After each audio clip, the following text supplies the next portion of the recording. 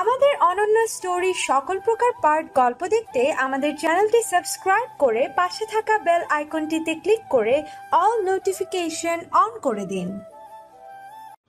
এই মেয়ে এমন রাক্ষসী চাহনি কেন দিয়ে রেখেছে আমার দিকে, আর এত রাতে আমার কাছে কি চায়? যারা এগিয়ে আসছে, তবে হাঁটতে তার কষ্ট হচ্ছে, কিন্তু সেই কষ্টকে উপেক্ষা করে নুহাসের দিকে এগিয়ে আসছে। নুহাস যারার এগোনো দেখে দু কদম পিছিয়ে গিয়ে থেমে যায়। যারা ফোলা লাল হয়ে যাওয়া পাটা দেখে। কি হয়েছে মেয়েটার পায়ে, এমন বাজে অবস্থা কেন? নুহাসের ভাবনার মাঝেই যারা নুহাসের সামনে এসে থামে। নুহাস মাথা নিচু করে যারার পায়ের দিকে এক দৃষ্টিতে তাকিয়ে শান্ত গলায় বলে, পায়ে কি হয়েছে? যারার কোনো সারা শব্দ নেই। নুহাসকে অধৈর্য দেখালো। সে যারার মুখপানে তাকিয়ে দিশেহারা হয়ে বলল, কি হলো, কথা বলছো না কেন? যারা অদ্ভুত চোখে তাকিয়ে আছে নুহাসের দিকে। মাঝে মাঝে জোরে জোরে দীর্ঘশ্বাস ছাড়ছে। মনে হচ্ছে যেন কোনো বিষয় নিয়ে বড্ড আপসেট হয়ে আছে। যারা নুহাসের দূরত্ব খুব একটা বেশি নয়। যারা ঠোঁট বিজিয়ে ভরাট গলায় বলে, নিউজটা কি সত্যি? এটা আবার প্রশ্নের উত্তর নয়। এটাও আমার প্রশ্নের উত্তর নয়। তুমি বাড়াবাড়ি করছো যারা। যারা কপট রাগ দেখিয়ে বলে, আমি কোনো বাড়াবাড়ি করছি না। আগে আমার প্রশ্নের উত্তর দাও, যে এই নিউজটা সর্বত্র ছড়িয়ে পড়েছে সেটা কি সত্যি? নুহাস তপ্ত নিঃশ্বাস ছেড়ে বলে, তোমার কি মনে হয়? আমার মন নিয়ে তুমি কি করবে? কিছু করব না, তবে একবার যদি কারো মনে সংশয় ঢুকে পড়ে, কাউকে নিয়ে সেই সংশয় দূর করতে সেই মানুষটাকে অনেক কষ্ট করতে হয়। যারা নিঃশব্দে হাসলো আর বলল, আদৌ কি তুমি আমার মন নিয়ে ভাবো যে আমার মনের সংশয় তুমি দূর করতে চাইবে? নুহাস থমকে যায়। সত্যি তো মেয়েটার মন দিয়ে যদি সে ভাবতো, তাহলে হয়তো এতদিনে এই মনের ডাকা সে সাড়া দিয়ে দিত। কিন্তু এই মনের ডাকে সাড়া দেওয়া সম্ভব নয়। নুহাস রাশভারী গলায় বলে, তোমার যদি মনে হয় আমি কাজটা করেছি তাহলে ভালো, আর যদি মনে না হয় আমি কাজটা করিনি তাহলে সেটা আরো ভালো। আকস্মিক যারা নুহাসের কলার ধরে নুহাসকে নিজের মুখের কাছে এনে দাঁতে দাঁত চেপে বলে, আমার স্রেফ উত্তর চাই মিস্টার নুহাস রহমান, তোমার কাছ থেকে। প্রথমবারের মতো নুহাস আর যারা এতটা কাছাকাছি এসেছে। নুহাস যারার কাছাকাছি আসতেই ভেসে আসে মিষ্টি একটা মেয়েলি ঘ্রাণ তার নাকে। নুহাস চোখ বন্ধ করে পুনরায় তাকালো। কেন মেয়েটা তাকে এভাবে ত্যক্ত করছে? এভাবে মধ্যরাতে কেন তার ঘরে এসেছে? এই সাহসটাকে যারা কোনোদিন দেখায়নি, এটাই প্রথমবার। নুহাস এক পলকে তাকিয়ে আছে যারার দিকে। যারা তো ঝুঁকের বসে রয়েছে, তাই নিজের অবস্থানটা ঠিক কথায় আছে বুঝতে পারছে না। ফুলা ফুলা চোখ, রাগে নাকের পাটা বারবার ফুলাচ্ছে। ভুরু কুচকে রেখেছে মেয়েটা। মেয়েদের রাগলে নাকি অন্যরকম সুন্দর লাগে, এ প্রমাণটা আজ হাতে হাতে পেয়ে গেল নুহাস। কিন্তু নুহাসের অবাধ্য মঞ্চে এখন অন্য কিছু করতে চাইছে। যারা চওড়া কপালটাতে যে তার উষ্ণ ঠোঁট জোড়া ছুঁয়ে দিতে ইচ্ছে করছে। নুহাস নিজের ভাবনাতে নিজেই চমকে ওঠে, সাথে সাথে ঘাড় গুড়িয়ে ঢোক গিলে যারার হাত কলার থেকে ছাড়াতে ছাড়াতে বলে, যারা আমার কলারটা ছাড়ো প্লিজ। এত রাতে ঘরে তুমি এসেছো, বাড়ির কেউ জানতে পারলে কি হবে বুঝতে পারছো? যারা ধরা গলায় বলে, আমি বুঝতে চাইছি না নুহাস ভাই, কেন তুমি আমার সাথে এমন করছো? একটু কি মায়া হয় না আমার জন্য তোমার? নুহাস জোর করে যারার হাত থেকে নিজের কলার ছাড়িয়ে নেয়। যারা নিজের টাল সামলাতে না পেরে আহ করে নিচে পড়ে যায়। একে তো পায়ে ব্যথা, তার উপর এভাবে পড়ে যাওয়াতে পায়ের যন্ত্রণাটা যেন আরো দ্বিগুণ বেড়ে যায়। নুহাস যারার এমন আর্তনাদ শুনে নিজের হিতাহিত জ্ঞান হারিয়ে এক প্রকার পাগলের মতো যারার পায়ে হাত রেখে আবেগী গলায় বলে ওঠে, কোথায় লেগেছে দেখি? সরি জান, আমি বুঝতে পারিনি এভাবে যে তোমার পায়ে লেগে যাবে। যারা হতবাক হয়ে তার নুহাস ভাইয়ের দিকে তাকিয়েছে। সে কি শুনলো একটু আগে নুহাসের মুখে তাকে জান বলে সম্বোধন করলো? যারা ঠোঁটের কোণে হাসি ফুটে উঠল। সকল ব্যথা যন্ত্রণা এই দুই অক্ষরের শব্দটা যেন শুষে নিয়েছে মুহূর্তের মাঝে। তার সামান্য একটু আর্তনাদ শুনে যেন নুহাস নিজেকে স্থির রাখতে পারছে না। নুহাসের অস্থিরতাই বলে দিচ্ছে কতটা ভালোবাসে যারাকে, কিন্তু এই ভালোবাসা প্রকাশ করে না কেন? তবে যারা ঠিক নুহাসকে দিয়ে তার ভালোবাসার কথা বলিয়েই ছাড়বে। নুহাস যারাকে পাঁচকলে তুলে নিয়ে বেডে বসিয়ে দিয়ে অধিকার নিয়ে বলে, চুপচাপ এখানে বসে থাকো, আমি আসছি। যারা মুখ ফসকে বলে, নুহাস ভাই। নুহাস যারা ঠোঁটে তর্জনী রেখে গম্ভীর গলায় বলে, চুপ, একটাও কথা নয়। যারা বার কয়েকবার চোখের পাতা ঝাপটালো। নুহাসের করা কার্যক্রমগুলো যেন অবাকের শেষ চূড়া নিয়ে যাচ্ছে যারাকে। নুহাস ফার্স্ট এড বক্স এনে যারা সামনে হাঁটু মুড়ে বসে অয়েন্টমেন্ট তর্জনীর আগায় নিয়ে আলতো হাতে যারার পায়ে লাগাতে শুরু করলো। যারার পা কেঁপে উঠল যন্ত্রণায়। নুহাশ যারার মুখের দিকে এক পলক তাকিয়ে পায়ে ফু দিতে দিতে গম্ভীর গলায় বলল, পায়ের এই বেহাল দশা হলো কি করে? যারা সকল ব্যথা যন্ত্রণা হজম করে নরম স্বরে বলে, বেহাল দশা হওয়াতে ভালোই হয়েছে, কারোর অস্থিরতা তো দেখতে পেলাম আমার জন্য। নুহাশ কিছু বলল না, শুধু শোনা গেল একটা দীর্ঘ নিঃশ্বাসের শব্দ। নুহাশ অয়েন্টমেন্ট লাগাতে ব্যস্ত, আর যারা তার নুহাশ ভাইকে দেখতে ব্যস্ত। খুব ইচ্ছে করছে যারা নুহাশের এলোমেলো হয়ে থাকা চুলগুলো আরো এলোমেলো করে দিতে, কিন্তু আপাতত ইচ্ছেটাকে মাটি চাপা দিয়ে বসে রইল। একসময় নুহাশ বসা থেকে উঠে দরজা খুলে বাইরের পরিবেশটা দেখে এসে যারাকে আবারও পাজা কোলে তুলে নিয়ে হাঁটা ধরল যারা রুমে যাওয়ার উদ্দেশ্যে। যারা তখনও পলকহীন চোখে নুহাশের দিকে তাকিয়ে রয়েছে, সবটা যেন তার কাছে স্বপ্নের মতো লাগছে। যারা আবেশে চোখ বন্ধ করে নুহাশের চওড়া বুকে মাথা রাখলো। এই সুযোগটা আদৌ পাবে কি না তা জানে না সে, তবে এখন তো পেয়েছে, তাই সুযোগটা লুফে নিল। যারার করা কাজটা দেখে নুহাশ এক পলক যারার দিকে তাকিয়ে সামনের দিকে হাঁটা ধরল। অয়ন্তী যাকে পানি ভর্তি করে কিচেন থেকে বেরিয়ে উপরের দিকে তাকাতেই থমকে যায়। যাহারা নুহাশকে এই অবস্থায় দেখে অয়ন্তীর সাথে সাথে আড়ালে লুকিয়ে পড়ে। এটা কি দেখলো সে? এটা কি আদৌ সত্যি নাকি মিথ্যা? অয়ন্তী নিজের হাতে চিমটি দেয়, না সবটাই সত্যি? কিন্তু এত রাতে যারা কেনই বা নুহাশের কোলে থাকবে? ওদের দুজনের মাঝে কি কোনো সম্পর্ক আছে নাকি? এটা নেহাতই অয়ন্তীর ভুল ধারণা। এমনও তো হতে পারে যারা হাঁটতে পারছে না বলে নুহাশকে কোলে তুলে নিয়ে ঘরে রাখতে গেছে। কিন্তু এত রাতে যারার ঘরের বাইরে কেন? আচ্ছা, এই কথাটা কি তার জাহিনকে জানানো দরকার, নাকি তার আগে যারার সাথে কথা বলা দরকার? অয়ন্তী যেন একটা দোটানায় পড়ে গেছে। একে তো বাড়িতে নুহাশের কেসটা নিয়ে সমস্যা, তার উপরে এই ঘটনাটা বললে হয়তো আরো সমস্যার সৃষ্টি হতে পারে। তার চেয়ে ভালো এখন চুপ থাকা আর যারার সাথে এই বিষয়ে কথা বলা। অয়ন্তী চুপ করে দাঁড়িয়ে রয়েছে। আগে নুহাশ যাক নিজের ঘরে, তারপর সে ঘরে যাবে। যদি দুজন মুখোমুখি হয় তাহলে একটা বিচ্ছিরি ব্যাপার ঘটে যাবে। নুহাশ যারাকে যারার রুমে এনে শুয়ে দিয়ে ব্ল্যাঙ্কেটটা যারার গায়ে দিয়ে চলে যেতে নেবে। যারার সাথে সাথে নুহাশের হাত চাপটে ধরে অভিমানী গলায় বলে, তুমি বললে না তো এই নিউজটা সত্যি নাকি মিথ্যে? নুহাশ যারার দিকে না ফিরে তপ্ত নিঃশ্বাস ছেড়ে বলে, নিজের কাছে নিজে ছোট হয়ে যাব এমন কাজ আমি করিনি যারা, আর ভবিষ্যতেও করব না। নুহাশ কথাটা বলে নুহাশ চলে যায়। যারা হাত দুটো আড়াআড়ি করে নিজের দুবাহু শক্ত করে নিজের মুখ কাঁধে হেলিয়ে নিজের গা থেকে মনে হচ্ছে যেন নুহাশের গায়ের গন্ধটা এখনো লেগে আছে। যারা বা হাতের তর্জনী এনে নিজের ঠোঁটের উপরে রাখে। নুহাশ তার ঠোঁট ছুঁয়েছে, পা ছুঁয়েছে, কোমর ছুঁয়েছে। এই অপ্রত্যাশিত ছোঁয়াগুলো সে সারা জীবন মনে রাখবে, সারা জীবন।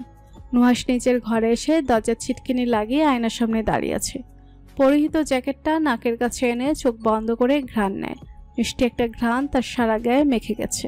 নুহাশ ডান হাতটা দিয়ে বুকের বাঁ পাশটা শক্ত করে চেপে ধরে। একটু আগে এখানটায় যারার মাথাটা ছিল, আর এখন এই জায়গাটা শূন্য। যদি মৃত্যুর আগ পর্যন্ত এই মাথাটা তার বুকের বাঁ পাশটা শক্ত করে ধরে রাখার অধিকার পেত, তাহলে হয়তো নিজেকে পৃথিবীতে থাকা ভাগ্যবান পুরুষগুলোর মাঝে একজন ভাগ্যবান পুরুষ মনে করত। কিন্তু তা তো আর হওয়ার নয়। চাইলেই কি আর সব পাওয়া যায়? ভোরের আলো ফুটে গেছে। জাহিন আধো আধো চোখে সামনের দিকে তাকালো। চোখে ভেসে উঠল ঘুমান্ত অয়ন্তীর নিষ্পাপ মুখখানা। একেবারে লেপ মুড়ি দিয়ে মেয়েটা বাচ্চাদের মতো ঘুমাচ্ছে। জাহিন অপলক চেয়ে রইল ঘুমান্ত অয়ন্তীর দিকে। মেয়েটা যদি জানতো ঘুমান্ত অবস্থায় তাকে কতটা মায়াবী, কত স্নিগ্ধ লাগে, তাহলে হয়তো জাহিনের ঘুম থেকে ওঠার আগে সে উঠে পড়ত। জাহিন মৃদু হাসলো। এই মেয়ের মায়ায় সে আটকে গেছে। এখন এই মেয়েকে তার নিজের করে চাই। কিন্তু মেয়েটা কি তার সাথে স্বাভাবিক হবে? তাদের বিয়েটা যে আর 4-5টা বিয়ের মতো স্বাভাবিকভাবে হয়নি। আর একটু সময় দেওয়া যাক মেয়েটাকে, তারপর না হয় এক নতুন দাম্পত্য জীবন শুরু করা যাবে। কথায় আছে সবুরে মেওয়া ফেলে। সে না হয় মেওয়া ফলাতে আরেকটু সবুর করলো। জাহিন উঠতে নিয়ে কিছু একটা মনে করে অয়ন্তীর দিকে এগিয়ে গেল। ঘুমন্ত অয়ন্তীর ডান পার্শ্বে পুরুষালী হাতটা রেখে অয়ন্তীর দিকে ঝুঁকে এলো। অয়ন্তীর ভারী নিঃশ্বাসের শব্দে স্পষ্ট শুনতে পাচ্ছে জাহিন। মেয়েটা একেবারে ঘুমে বেহাল হয়ে আছে। জাহিন মুস্কি হেসে অয়ন্তীর কপালের মাঝ বরাবর নিজের ঠোঁট জোড়া ছুঁয়ে দিয়ে মনে মনে বলে, জানি না নিজেকে আপনার জীবনের সাথে ধরে রাখতে পারবো কিনা, তবে চেষ্টা করব নিজেকে সারাটা জীবন আপনার পাশে রাখার জন্য। অয়ন্তীর চোখের পাতা নড়ে ওঠে। জাহিন তা দেখে জলদি করে অয়ন্তীর কাছ থেকে দূরে সরে আসে। জাহিন ভেবেছিল অয়ন্তী জেগে যাবে, কিন্তু অয়ন্তী জাগলো না, বরং সে আরো লেপ মুড়ি দিয়ে ওপাশ ফিরে শুয়ে পড়ল। জাহিন উঠে ওয়াশরুমে চলে গেল। তার অনেক কাজ আজকে। জাহিন চলে যেতেই অয়ন্তীর চোখ মেলে তাকায়। জাহিনের গরম নিঃশ্বাস যখন তার মুখের উপরে আশ্রে পড়ছিল তখনই অয়ন্তীর ঘুম ছুটে গিয়েছিল, কিন্তু চোখ বুজে রেখেছিল। তার ঘুম বড্ড পাতলা, আশেপাশে কিছু হলেই ঘুম ভেঙে যায়। অয়ন্তী ডান হাতটা বের করে জাহিনের ঠোঁট ছুঁয়ে যাওয়া স্থানে হাত রাখলো। এখনো মনে হচ্ছে যেন জাহিনের ঠোঁটের উষ্ণতা আর ভেজা ভেজা ভাবটা রয়ে গেছে কপালের মধ্যে স্থানে। জাহিন লুকিয়ে লুকিয়ে তাকে আদর করে গেল। লোকটা সত্যিই অদ্ভুত। অয়ন্তী লাজুক হেসে লেপ দিয়ে মাথাটা ঢেকে নেয়। শেখ পরিবারের সকল সদস্যরা ডাইনিং টেবিলে বসে আছে, তবে নুহাশ আর জাহিন বাদে। তারা দুজন অনেক আগেই বের হয়ে গেছে। ডাইনিং টেবিলে থাকা সবাই স্বাভাবিক আছে, কিন্তু রিহান স্বাভাবিক থাকতে পারছে না বাবার সামনে। বাবা বাড়িতে থাকাকালীন সে নিজের রুম থেকে বের হতে চায়নি, কিন্তু যখন বাবা নিজ থেকে ডেকে পাঠিয়েছে এক প্রকার বাধ্য হয়ে তাকে ডাইনিং টেবিলে আসতে হয়েছে। কিন্তু অবাক করার বিষয় হলো বাবা তাকে একটা কথাও বলছে না। সে তো নিজেকে মনে মনে প্রস্তুত করেই নিচে নেমেছে বাবার হাতে চড় আর বকাবকি খাওয়ার জন্য, কিন্তু হাওয়া উল্টো দিক বইছে মনে হচ্ছে, তাই এ যাত্রায় সে বেঁচে গেছে। আজমল শেখ খাওয়া দাওয়া করে উঠে পড়ে, তাতে রিহান হাঁপ ছেড়ে বাঁচে। এতক্ষণ মনে হচ্ছিল শ্বাসটা নাকের ডগায় আটকে ছিল। আজমল শেখ চলে যেতে মাকে ইশারা করে বলে, মা বাবা। ছেলেকে থামিয়ে দিয়ে জোহরা বেগম বলেন, চুপচাপ খেয়ে ওঠ। রিহান বুঝতে পারলো এই কাজটা তার মায়ের। রিহানের মনে এখন আর কোনো ভয় নেই, সে মনের আনন্দে খেতে শুরু করলো। জোহরা বেগম শিরিনকে ডেকে বলেন, যারাকে দিয়ায় খবরটা মেয়েটা পায়ে যেভাবে ব্যথা পেয়েছে, নিচে নামার দরকার নেই। মা, ওপরে খাবার নেওয়ার দরকার নেই, আমি এসে পড়েছি। মেয়েকে পা নিয়ে নিচে আসতে দেখে জোহরা বেগম রাগ দেখিয়ে বলেন, কে বলেছে তোকে নিচে আসার জন্য এই পা নিয়ে? মা, আমি ঠিক আছি। আহান চেয়ার থেকে নেমে যারার জন্য চেয়ার টেনে দিয়ে বলে, আপু তুমি এখানে বসো। যারা হতবাক হয়ে বলে, বাবা, এত ভালোবাসা আমার জন্য? এর মাঝে রিহান বলে ওঠে, তা মা, আমার ভাবি কোথায়? ওনাকে তো দেখছি না, ওনাকে ডাকো, ওনার সাথে একটু কথা বলি। অয়ন্তী চমকে ওঠে রিহানের কথা শুনে। অয়ন্তী কিচেনের এক জায়গাতে ঘাপটি মেরে দাঁড়িয়ে রয়েছে। তার বড্ড অস্বস্তি লাগছে রিহানের সামনে যেতে, কিন্তু এবার মনে হচ্ছে যেতেই হবে। জোহরা বেগম অয়ন্তীকে ডাকলো। অয়ন্তী মাথায় সুন্দর করে কাপড় দিয়ে ডাইনিং টেবিলে এসে উপস্থিত হলো। রিহান প্রফুল্ল হয়ে বলে, তা ভাবি ভালো আছেন? অয়ন্তী আস্তে করে বলে, রিহান বুঝতে পারলো অয়ন্তী অস্বস্তি বোধ করছে, তাই কৌতুকের স্বরে বলে, ভাবি আগের দিন বাঘে খাইছে বুঝলেন, তাই আগে কি ঘটেছে তা নিয়ে পড়ে থাকবেন না। এখন যেই সম্পর্কগুলোতে জড়িয়েছেন সেই সম্পর্কগুলো নিয়ে থাকেন। আগে কোথায় কি ঘটেছিল তা না হয় ভুলে গিয়ে স্বাভাবিকভাবেই চলুন, তাহলেই দেখবেন সব কিছু সুন্দরভাবে চলছে। অয়ন্তী রিহানের কথার মানে বুঝতে পারলো। রিহান যে তাদের সম্পর্কটা স্বাভাবিক করতে চাইছে এটা সে টের বুঝতে পারছে, কিন্তু তারপরও অয়ন্তীর অস্থিরতা কমছে না। ভবিষ্যতে এই সম্পর্কগুলো নিয়ে আবার কোনো সমস্যা হবে না তো? জাহিন, শারাফ আর রুমা নামের মেয়েটি মুখোমুখি হয়ে বসে আছে জিজ্ঞাসাবাদ রুমে। পুরো কক্ষ জুড়ে বিরাজ করছে নিস্তব্ধতা। জাহিন দুহাত বুকের উপর আড়াআড়ি করে রেখে তীক্ষ্ণ চোখে রুমার দিকে তাকিয়ে আছে। রুমা জড়সড় হয়ে বসে রয়েছে। তার সামনে দুজন সুদর্শন পুরুষ মানুষ বসে আছে, আর সে আর চোখে বারবার দুজনকে দেখে যাচ্ছে। একটা অস্থিরতা কাজ করছে মেয়েটার মাঝে, বারবার হাত কসলাচ্ছে। এই ঠান্ডার মাঝেও মনে হচ্ছে যেন ঘামছে। বারবার কপালে, গালে, গলায় হাত রাখছে। দেখেই বোঝা যাচ্ছে খুব ভয়ে ভয়ে আছে, কিন্তু সেটা প্রকাশ করতে চাইছে না ওদের সামনে। শারাপ ওয়াটার বোতলটা রুমার দিকে এগিয়ে দিয়ে বলে, চাইলে পানি খেতে পারেন। রুমা জিব্বা দ্বারা নিচের ঠোঁট ভিজিয়ে জড়ানো কণ্ঠে বলে, না না, পানি খাওয়া লাগবে না। কেন ডেকে পাঠিয়েছেন সেটা বলেন। জাহিন দুহাত টেবিলের উপরে রেখে একটু এগিয়ে এসে গম্ভীর গলায় প্রশ্ন করে, আপনাকে এই কাজটা করতে কে হায়ার করেছে জানতে পারি? রুমা আতকে উঠে বলে, কি বলছেন আপনি এসব? আমি বুঝতে পারছি না। জাহিন নিঃশব্দে হেসে চেয়ারে হেলান দিয়ে বলে, না বোঝার মতো তো আমি কিছু বলিনি আপনাকে। আপনি যে নুহাসকে ফাঁসিয়েছেন সেটা তো স্পষ্ট বোঝা যাচ্ছে। রুমা থমথমে গলায় বলে, আমি কাউকে ভাসাইনি। জাহিন কঠিন গলায় বলে, অবশ্যই আপনি নুহাসকে ফাঁসিয়েছেন। আমি বলছি তো আমি ভাসাইনি। জাহিন এবার গগন কাঁপিয়ে চিৎকার করে বলে, আপনি নুহাসকে ফাঁসিয়েছেন আর তার প্রমাণ আমার কাছে আছে। জাহিনের চিৎকার শুনে রুমা ঈষৎ কেঁপে উঠে কাঁপা কাঁপা গলায় বলে, প্রমাণ? কিসের প্রমাণ? জাহিন বাঁকা হেসে বলে, গাড়িতে হিডেন ক্যামেরা লাগানো আছে, আর তাতে স্পষ্ট দেখা যাচ্ছে আপনি কি করে নুহাসকে ফাঁসিয়েছেন। রুমা হতভম্ব হয়ে বলে, গাড়িতে হিডেন ক্যামেরা লাগানো ছিল, কই আমি তো দেখিনি। হিডেন ক্যামেরা নিশ্চয়ই কাউকে দেখানোর জন্য লাগিয়ে রাখবে না। আর এই যে হিডেন ক্যামেরাতে সবটা ধরা পড়েছে। আপনি আচমকাই চিৎকার চেঁচামেচি শুরু করে দিয়েছিলেন। আর এখন ভিডিও ফুটেজটা যদি পাবলিক করি তাহলে বুঝতে পারছেন কেসটা কোন দিকে মোড় নেবে।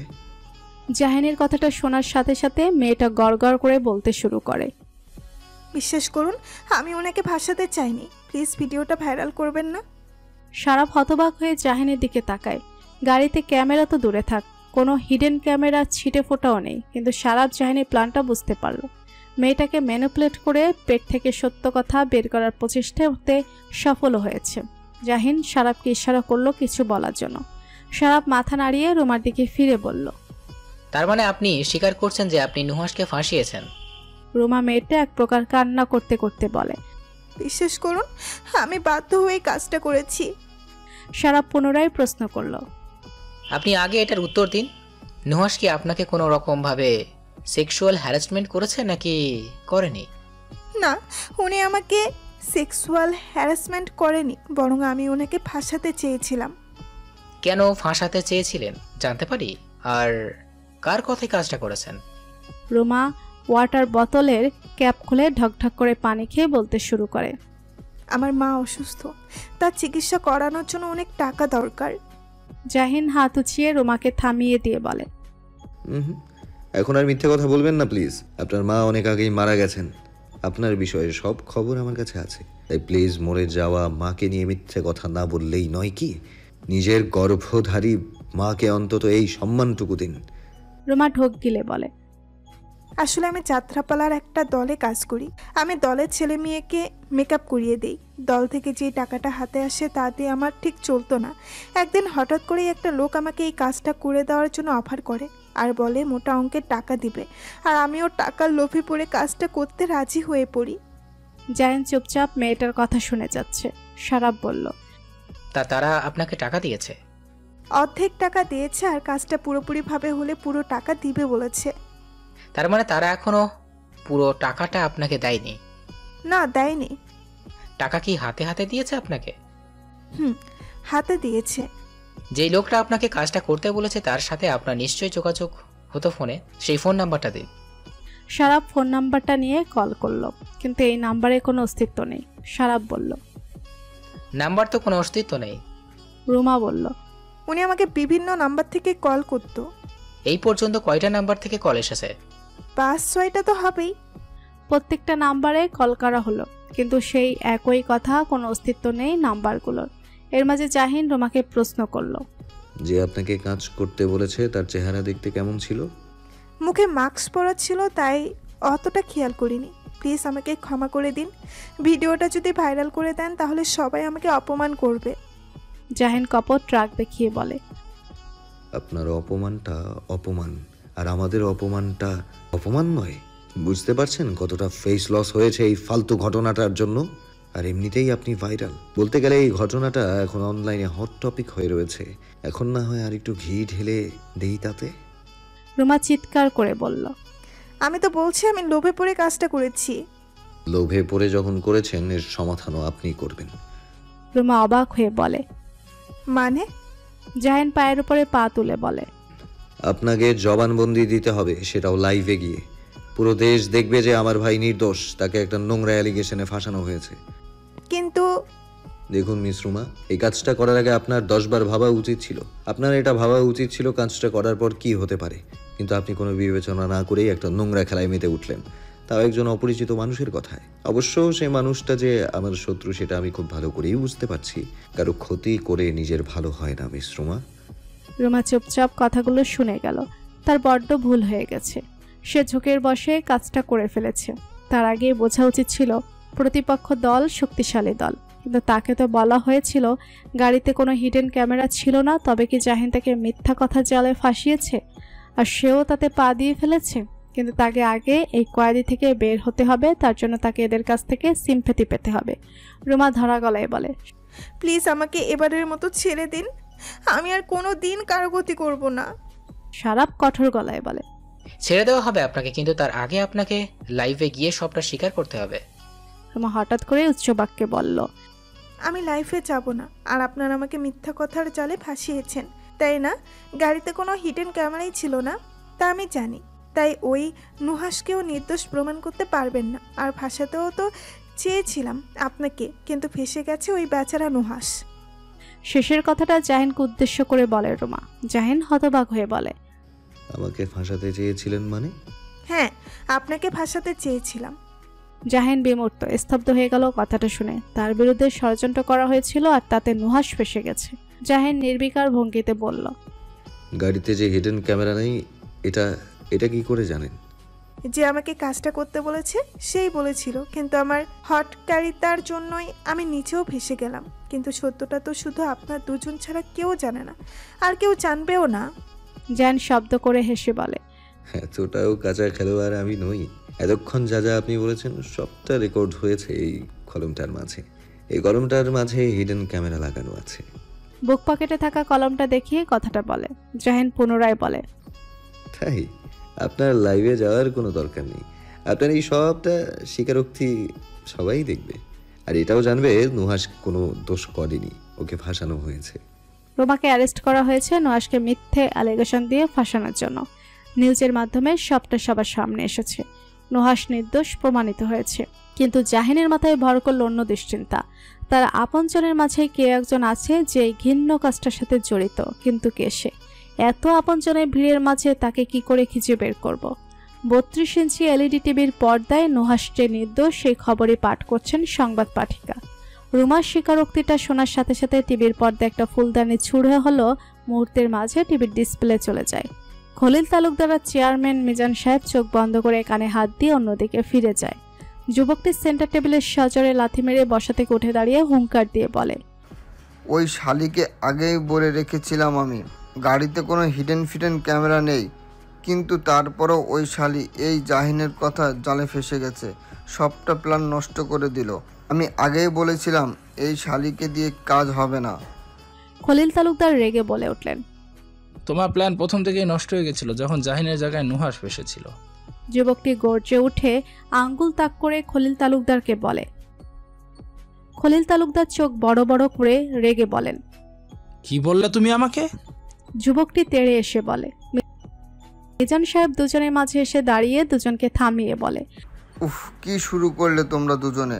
নিজেদের মধ্যে কেন কোলাহল শুরু করলে? একটা প্ল্যান নষ্ট হয়েছে তো কি হয়েছে, অন্য আরেকটা প্ল্যান ভাবা যাবে। আর জাহিন এটা খুঁজে বের করতে পারবে না কে এই কাজের সাথে জড়িত ছিল। তবে হ্যাঁ, জাহিন খলিল সাহেবকে সন্দেহ করবে এটা আমি জানি। তাই বলছি মাথা ঠান্ডা করো দুজনে, নিজেদের মাঝে বিবাদ বাঁধিয়ে কোনো লাভ নেই। যুবকটি গিয়ে নিজের স্থানে বসে। মিজান সাহেব চোখের ইশারায় খলিল তালুকদারকে শান্ত হতে বলেন। মিজান সাহেব নিজের জায়গাতে বসে গিয়ে বলেন, এখন একটাই প্ল্যান, ভোট কিনতে হবে আমাদের। আর কিছুদিন পরে প্রতীক বরাদ্দ হবে, আর এরপরে প্রচারণা কাজ শুরু হবে। জাহিনকে কিছুতেই মেয়ের পদে বসতে দেওয়া যাবে না। যুবকটি গম্ভীর কণ্ঠে বলল। খলিল তালুকদার রেগে কিছু বলতে যাবেন, সাথে সাথে মিজান সাহেব খলিল তালুকদার হাত ধরে থামিয়ে দিল। চোখের ইশারায় বলল শান্ত থাকার জন্য। যারা ফেসবুক স্ক্রল করছে, নুহাসের খবরটা বাড়ির সবাই জানার পর যেন একটু স্বস্তির নিঃশ্বাস ফেলতে পারছে সকলে, বিশেষ করে যারা। সে ভীষণ খুশি হয়েছে তার নুহাস ভাই নির্দোষ প্রমাণিত হয়েছে বলে। ইচ্ছে করছে নাচতে, কিন্তু আপাতত এই পাদ নিয়ে নাচা সম্ভব না, তাই মনের বাসনাটাকে সংযম করলো। নেটিজেনরা এবার নুহাসের পক্ষ নিয়ে নানান কথা বলছে। যারার হঠাৎ করে একটা পোস্টে নজর পড়ল, নুহাসের একটা ছবি দিয়ে পোস্ট করেছে আর ক্যাপশনে লেখা, আমি জানতাম আমার চানু এমনটা করতেই পারে না। আমার চানুটাকে শুধু শুধু হ্যারেস করলো ওই শয়তান মেয়েটা। তুমি চিন্তা করো না জানু, আমার সকলেই তোমার পাশে আছি। আই লাভ ইউ জানু। যারা চোখ মুখ কুচকে বিতৃষ্ণা নিয়ে পোস্ট পড়ল।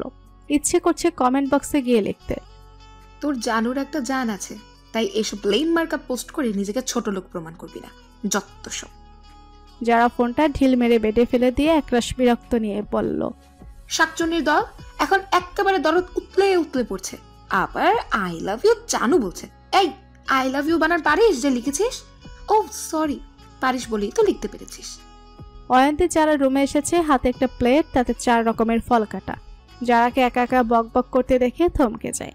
ভুরু কুচকে যারাকে উদ্দেশ্য করে বলে, যারা কাকে বকছো? যারা দরজার পাশে অয়ন্তীকে দেখে বলে, ও ভাবি তুমি এসো, ভেতরে এসো।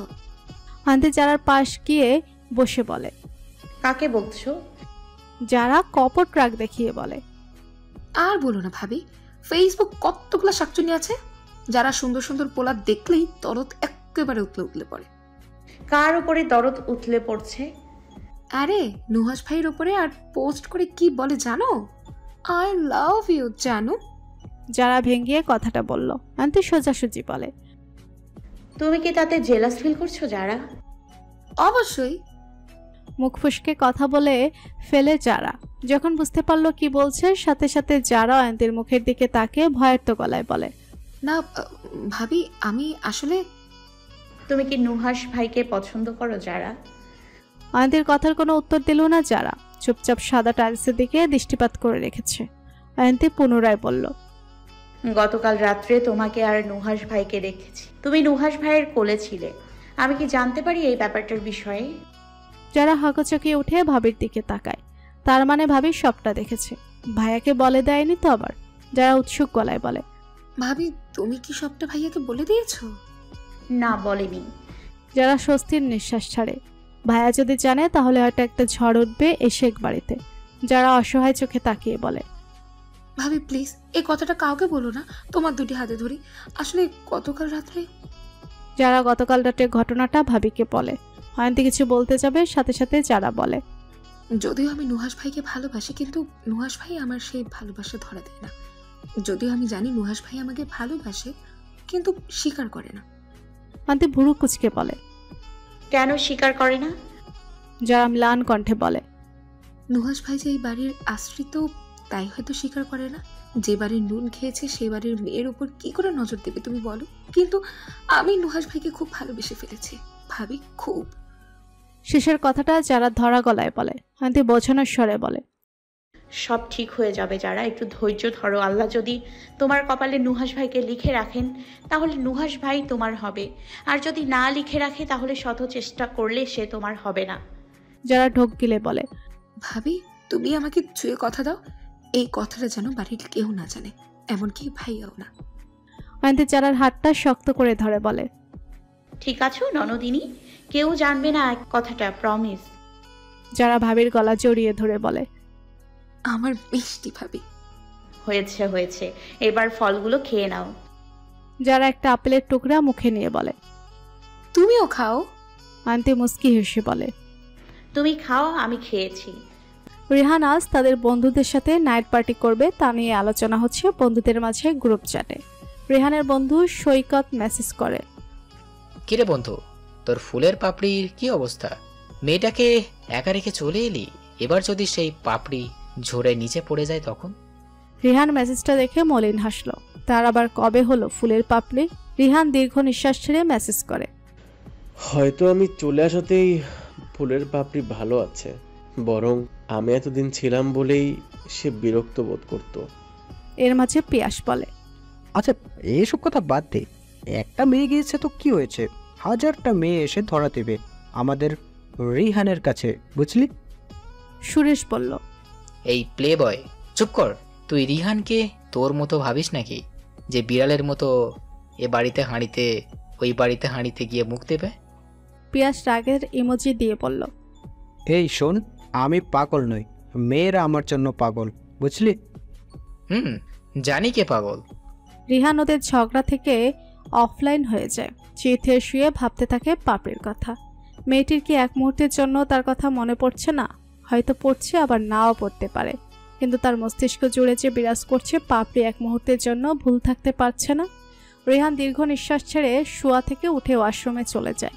অবন্তী অরফে পাপড়ি মেয়েটির রাস্তার চারিপাশ সন্তর্পণে নজর বোলাচ্ছে। বোঝা যাচ্ছে কাউকে খুঁজে বেড়াচ্ছে তার দু চোখ, কিন্তু যাকে খুঁজে বেড়াচ্ছে দু চোখ সে মানুষটা নেই আজ। মানুষটা কি সত্যি চলে গেছে? অবন্তীর মনটা যত নাই ভরে ওঠে।